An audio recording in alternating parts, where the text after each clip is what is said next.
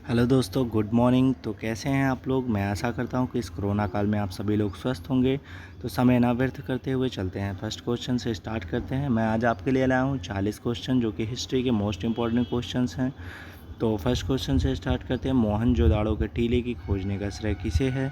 Option A है आपका Rakhaldas Banerjee, option B है दयाराम साहनी, ऑप्शन सी है जॉन मार्शल और ऑप्शन डी है माधवसराव वत्स।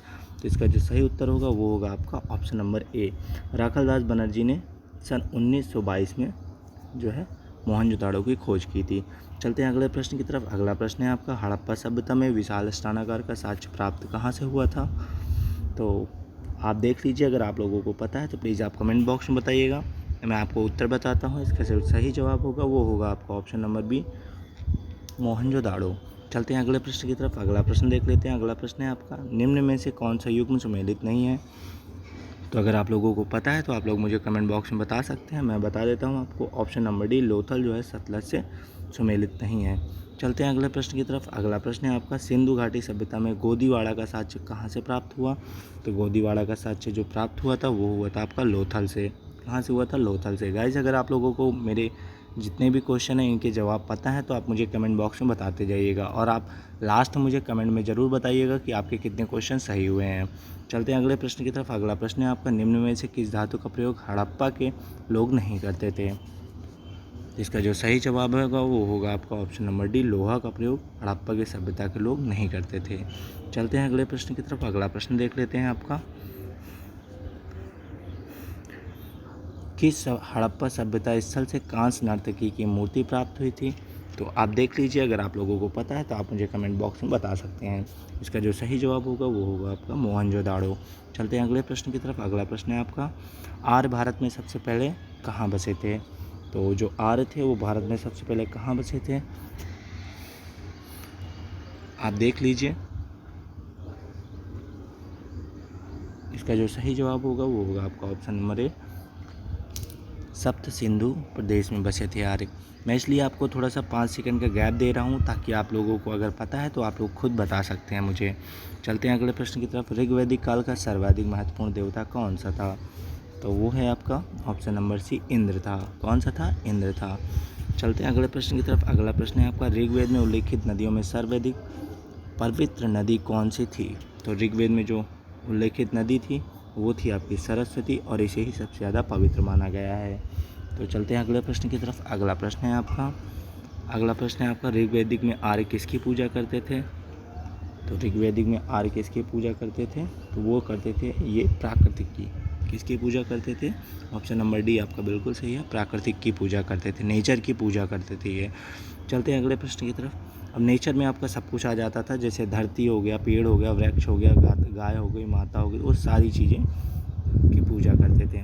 चलते हैं अगले प्रश्न की तरफ। अगला प्रश्न है आपका, ऋग्वेद के 10वें मंडल में निम्न में से किसका उल्लेख पहली बार मिलता है।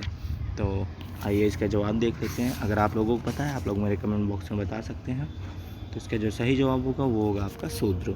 शूद्र का जो है उल्लेख जो है ऋग्वेद में पहली बार मिलता है। चलते हैं अगले प्रश्न की तरफ। अगला प्रश्न देख लेते हैं आपका। अगला प्रश्न है, गायत्री मंत्र का उल्लेख किस वेद में है। तो गाइस ये मोस्ट इंपॉर्टेंट क्वेश्चन है, ये आपका यूपीपी और एसएससी जीडी में ऑलरेडी आ चुका क्वेश्चन है। तो मैं समय ना वेस्ट करते हुए आपको बताता हूँ कि जो गायत्री मंत्र का उल्लेख है वो किस वेद में है। तो वो है आपका ऋग्वेद में, यानी ऑप्शन नंबर सी आपका बिल्कुल सही है। चलते हैं अगले प्रश्न की तरफ। अगला प्रश्न है आपका, ऋग्वेदिक आर्यों की भाषा क्या थी। तो ऋग्वेदिक में जो आर्य आए थे ऋग्वेद में, तो वो उनकी जो भाषा थी वो थी आपकी संस्कृत। कौन सी भाषा थी, संस्कृत। ऑप्शन नंबर बी बिल्कुल सही है। चलते हैं अगले प्रश्न की तरफ। अगला प्रश्न है आपका, निम्नलिखित में से प्राचीनतम वेद कौन सा है। तो ये भी आपका ऋग्वेद है। मैं आपको वेद से रिलेटेड जितने क्वेश्चन हैं ये सारे प्रोवाइड करवा रहा हूँ इस वीडियो में। चलते हैं अगले प्रश्न की तरफ। अगला प्रश्न है, निम्नलिखित में से किस वेद की रचना गद एवं पद दोनों में की गई है। तो वो है आपका यजुर्वेद। कौन सा है, यजुर्वेद, यानी ऑप्शन नंबर सी बिल्कुल सही है। गाइस, अगर आप लोगों को जो इन क्वेश्चनों के उत्तर पता है तो प्लीज़ आप मुझे कमेंट बॉक्स में बता सकते हैं। मैं आपको 1 से 2 सेकंड का टाइम देता हूं। अगर आप नहीं भी बता पाते तो आप मुझे लास्ट में कमेंट बॉक्स में बताएं कि आपके कितने क्वेश्चन सही हैं जो आपको पता है। चलते हैं अगले प्रश्न की तरफ। अगला प्रश्न है आपका, ऋग्वैदिक काल में विनिमय के माध्यम से किसका प्रयोग किया जाता था। तो विनिमय के माध्यम से किसका प्रयोग किया जाता था, परिषद का। ऑप्शन नंबर डी बिल्कुल सही है आपका। चलते हैं अगले प्रश्न की तरफ। अगला प्रश्न है आपका, निम्न में से कौन सा युग्म सुमेलित नहीं है। तो निम्न में से कौन सा युग्म सुमेलित नहीं है, आइए देख लेते हैं। ऑप्शन नंबर डी इसका बिल्कुल सही होगा। ऑप्शन नंबर डी इसका बिल्कुल सही होगा आपका, यानी कुंभ और श्रीवस्तु का। चलते हैं अगले प्रश्न की तरफ। अगला प्रश्न है आपका, उत्तर वैदिक काल का सर्वाधिक महत्वपूर्ण देवता कौन सा था। तो उत्तर वैदिक काल का जो सर्वाधिक महत्वपूर्ण देवता था वो थे आपके प्रजापति। कौन से थे, प्रजापति, यानी ऑप्शन नंबर बी सी जो है बिल्कुल सही होगा आपका। चलते हैं अगले प्रश्न की तरफ। अगला प्रश्न देख लेते हैं आपका, उत्तर वैदिक कालीन लोगों ने किस धातु की खोज की थी। तो उत्तर वैदिक काल में जो है किस धातु की खोज हुई थी, तो वो हुई थी आपकी लोहा की। कि ऑप्शन नंबर ए आपका बिल्कुल सही होगा।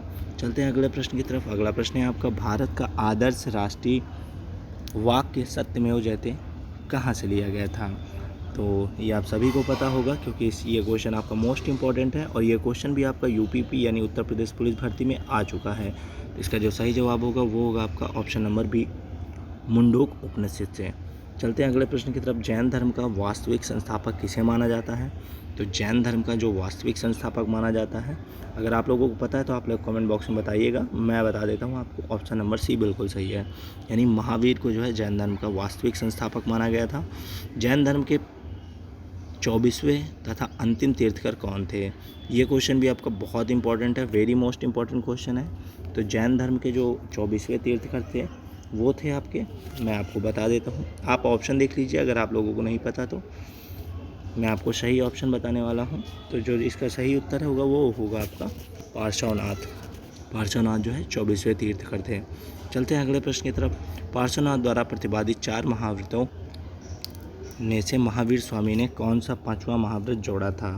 तो कौन सा जो है 5वां व्रत जोड़ा था, तो आइए देख लेते हैं। ऑप्शन नंबर ए अपरिग्रह, ये बिल्कुल सही है। चलते हैं अगले प्रश्न की तरफ। अगला प्रश्न है आपका, जैन धर्म में त्रिरत्न हैं, कौन से हैं त्रिरत्न। तो पहला है आपका सम्यक दर्शन, दूसरा है आपका सम्यक चरित्र और तीसरा है आपका सम्यक ज्ञान। ये तीनों रत्न जो है जैन धर्म के त्रिरत्न हैं। तो इनमें से आपको एक ऑप्शन बताना है, तो एक ऑप्शन कौन सा होगा आपका, ऑप्शन नंबर डी, ये सभी। चलते हैं अगले प्रश्न की तरफ। अगला प्रश्न है आपका, महावीर का जन्म कहाँ हुआ था। तो महावीर स्वामी का जो जन्म हुआ था वो हुआ था आपका वैशाली के बिहार के वैशाली नामक गांव में हुआ था। ऑप्शन सी बिल्कुल सही होगा। चलते हैं अगले प्रश्न की तरफ। अगला प्रश्न है आपका, स्वादवाद किस धर्म के दर्शन का मूल आधार था। जो स्वादवाद था वो किस धर्म के मूल आधार था, तो वो था आपका जैन धर्म का। किस धर्म का था, जैन धर्म का।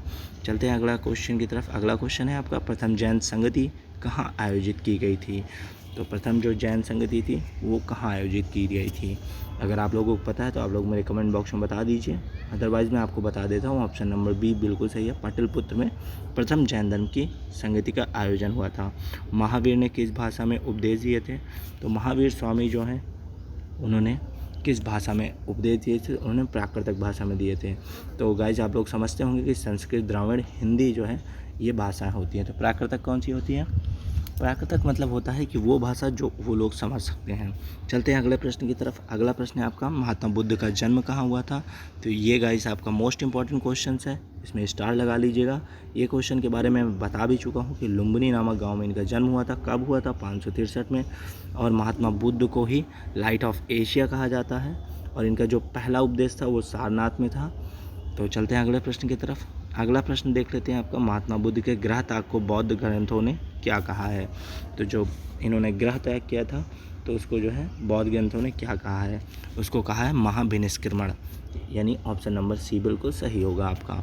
चलते हैं अगले प्रश्न की तरफ। अगला प्रश्न देख लेते हैं आपका, महात्मा बुद्ध को ज्ञान की प्राप्ति कहाँ हुई थी। तो ऑप्शन देख लीजिए आप, अगर आप लोगों को पता है तो आप लोग मुझे बता सकते हैं। तो इसका जो सही जवाब होगा वो होगा आपका ऑप्शन नंबर सी, बोध गया में उर्वेला निरंजना नदी के तट पर पीपल के वृक्ष के नीचे। चलते हैं अगला प्रश्न की तरफ। अगला प्रश्न है आपका, महात्मा बुद्ध ने अपना पहला उपदेश कहाँ दिया था। तो गाइस ये क्वेश्चन अभी मैं आपको बता चुका हूँ कि पहला उपदेश कहाँ दिया गया था, तो वो दिया गया था सारनाथ में। सारनाथ में अगर कहें कि महात्मा बुद्ध ने सबसे ज़्यादा उपदेश कहाँ दिए थे, तो वो है आपका श्रावस्ती में दिए गए थे। चलते हैं अगले प्रश्न की तरफ। अगला प्रश्न है, बौद्ध धर्म के 3 रत्न हैं। तो बौद्ध धर्म के जो 3 रत्न हैं वो देख लेते हैं आपके। बौद्ध धर्म के 3 रत्न कौन कौन से हैं। तो वो हैं आपके बुद्ध हो गया, संघ हो गया, धम्म हो गया। ये तीनों रत्न जो है बौद्ध धर्म के हैं। तो इसका जो सही जवाब होगा वो होगा आपका ऑप्शन नंबर डी। चलते हैं अगला प्रश्न की तरफ। अगला प्रश्न है आपका, महात्मा बुद्ध ने अपने उपदेश किस भाषा में दिए? तो गाइज ये क्वेश्चन भी आपका बहुत इंपॉर्टेंट है और बार बार पूछा जाता है। तो इस क्वेश्चन का जो सही जवाब होगा वो होगा आपका पाली। पाली भाषा में महात्मा बुद्ध ने उपदेश दिए थे। अब पाली जान लेते हैं, ये है पाली। ऑप्शन नंबर ए इसका बिल्कुल सही है। चलते हैं अगले प्रश्न की तरफ। अगला प्रश्न है आपका, 16 महाजनपदों के बारे में किस बौद्ध ग्रंथ के से जानकारी मिलती है? तो 16 जो महाजनपद हैं उनके बारे में किस बौद्ध धर्म से जानकारी मिलती है? तो इसका जो सही जवाब होगा वो होगा आपका ऑप्शन नंबर ए, अंगुत्तर निकाय से प्राप्त होता है। चलते हैं अगले प्रश्न की तरफ। अगला प्रश्न देख लेते हैं आपका। अगला प्रश्न है आपका, हर्यक वंश के किस शासक को कुणिक कहा जाता है? तो हर्यक वंश के किस शासक को कुणिक कहा जाता है? तो वो हैं आपके अजातशत्रु, यानी ऑप्शन नंबर बी आपका बिल्कुल सही है। तो गाइस आप लोग अगर नोट डाउन नहीं कर रहे हैं तो नोट डाउन करते जाइएगा, क्योंकि ये आपके एसएससी जीडी और यूपीएसआई या यूपीपी से ले लें तो ये मोस्ट इंपॉर्टेंट क्वेश्चन है हिस्ट्री के। तो चलते हैं अगला प्रश्न की तरफ। अगला प्रश्न है आपका, पाटलिपुत्र नगर की स्थापना किसने की थी? तो पाटलिपुत्र नगर की स्थापना जो की थी वो जो है, आप ऑप्शन देख लीजिए अगर आप लोगों को पता है तो मैं बता देता हूँ। उदयन ने की थी। किसने की थी? उदयन ने की थी। तो ऑप्शन नंबर सी इसका बिल्कुल सही है। चलते हैं अगले प्रश्न की तरफ। अगला प्रश्न है आपका, निम्न में से किस शासक ने वैवाहिक संबंधों के आधार पर अपने साम्राज्य को स्थिरता प्रदान की थी? तो वो कौन थे आपके जिन्होंने वैवाहिक संबंधों में स्थिरता प्राप्त की थी? तो वो थे आपके अजातशत्रु। कौन थे? अजातशत्रु। ये आपके हिस्ट्री के मोस्ट इंपॉर्टेंट क्वेश्चन है गाइज। अगर आप लोग नोटबुक अपनी नहीं बना रहे हैं तो प्लीज़ बनाना स्टार्ट कर दीजिए।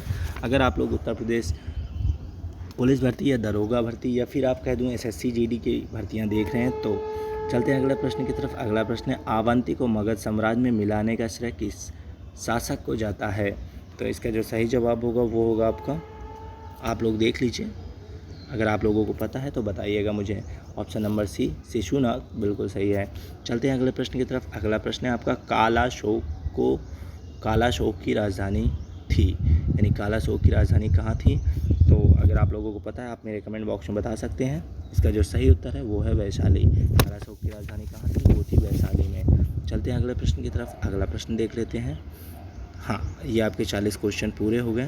तो गाइज़ ये कैसे लगे मेरे क्वेश्चन? अगर वीडियो अच्छा लगा हो तो प्लीज़ आप लाइक और सब्सक्राइब कीजिएगा। अगर आपके कोई फ्रेंड सर्कल में यूपीएससी या फिर एसएससी जीडी या यूपीएसआई या कह सकते हैं उत्तर प्रदेश पुलिस भर्ती या फायरमैन की भर्तियां कोई देख रहा है तो उनके लिए ये क्वेश्चन मोस्ट इम्पॉर्टेंट क्वेश्चन है। तो thanks for watching my video. Thank you so much guys.